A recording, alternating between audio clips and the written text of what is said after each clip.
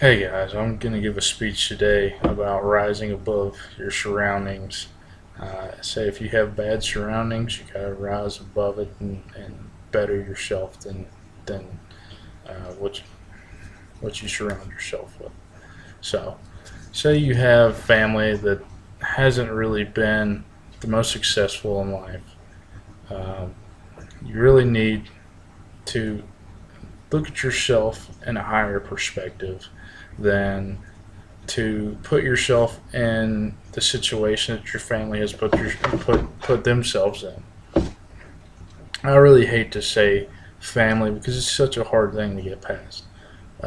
Say you have friends that are not doing the right things, you're still hanging around them.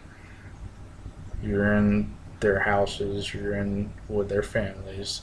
They're not the most successful, uh, but you end up in the long run becoming what they are because that's what you're surrounding yourself with. That's the example that you're putting out there for the world to see, that you hang around those type of people. It's not always a bad thing. If you go in there and you influence them to do better, which is the big picture, then you're rising above their influences. So the biggest key in this would to be think about the big picture that you want to see in your life. In your life, you want to have success. Money doesn't always buy happiness, but sometimes happiness comes from having a good job, being successful, having an education, uh, all that good stuff. I hate to use myself for example, um, but for about 3 to 4 years, I was hanging around the wrong crowd. I did some really bad things. There was drugs involved, marijuana, drinking, underage drinking, stuff like that. And I really look at myself now and I think very differently of myself than what I did back then. This is because of taking a step further than what they were taking. You spiritually, mentally, and physically have to make a commitment to yourself, to your family, to your future, that you're going to rise above what everybody else is doing and make something bigger, something better, something faster, something all around more successful than what you're hanging around with. You see kids these days in high school and they think it's cool to hang around the parking lot and they end up getting in trouble and they're out in the Walmart parking lot, shooting the crap, or whatever you want to say. This is the thing is, do you see NFL athletes? Do you see Donald Trump? Do you see some of the most successful people in the world hanging around Walmart parking lots as teenagers? No, they're not. They rose above the influences of the other people that were around them and they became more successful. They went to college. They ended up being, you know, great things. They had dreams. And dreams is a big part of what I'm talking about. In fact, what a lot of our world is lacking today is dreams. Dreams, goals. The number one factor in success right now, if you read books, if you read enough books, it will tell you, even if you read the Bible, it will tell you in the Bible that a goal oriented person, if you have a goal to reach something, that means a plan of action, a time frame, and what you want to achieve is a goal. That's the definition of a goal. Now, if you have a goal, then you can reach a dream. A dream is what you want out of life. what you would love to do. And I ask teenagers nowadays, because I train teenagers in football for high school football teams, and I ask them what their dream is. They don't know. They have no idea. They're wrapped up in the here and the now. When I was in high school, I knew that I wanted to play football. I knew that I wanted to coach a higher level of football. That's what I knew I wanted to do. As a kid, I knew that. How do you not know that now? It blows my mind that people have no idea what they want to do for life.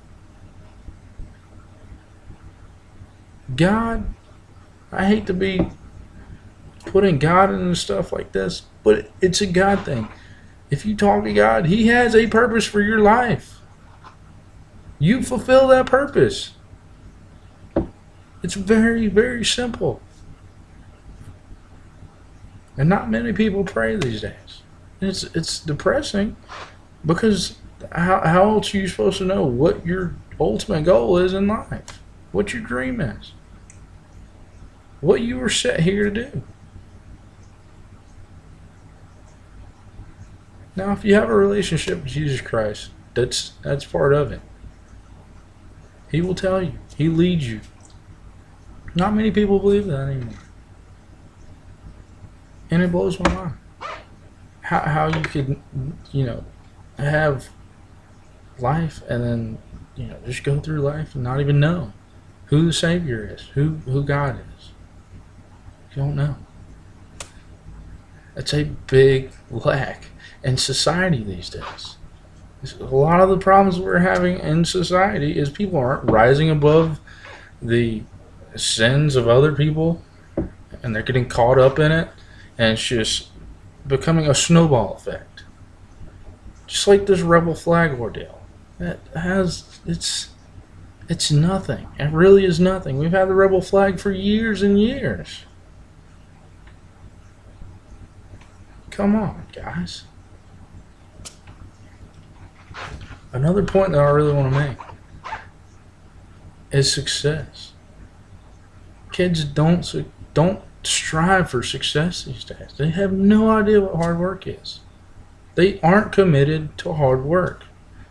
To be successful, you've got to work your ever-loving behind off to make it where you want to be.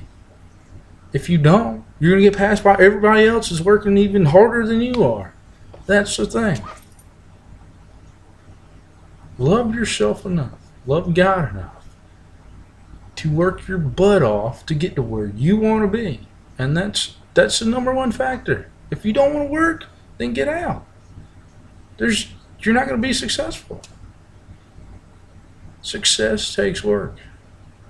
To rise above your opponents, the people you're around, it takes work. It's not a give me. You don't just get handed down a position. It doesn't work like that. If you're not prepared for what's going to come up in your life, then you're going to fail at it. So I want to say this in closing. The three main things is goals, relationship in your life with God, and hard work. That's three things. Three things are not hard to achieve. 3, hard work, relationship with God, and goals. You got to know what you want to do.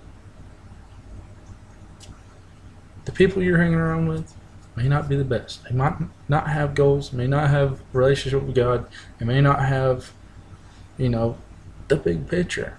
They might not have those things. So, rise above it. It's very easy. You work hard, you have a relationship with God, and you work towards that goal. The ultimate goal. It's the big picture, guys. The big picture. Now, I do want to say this. In Philippians, it says all things are possible through Christ who strengthens us. I truly believe that. I hope you do too. Thank you, guys.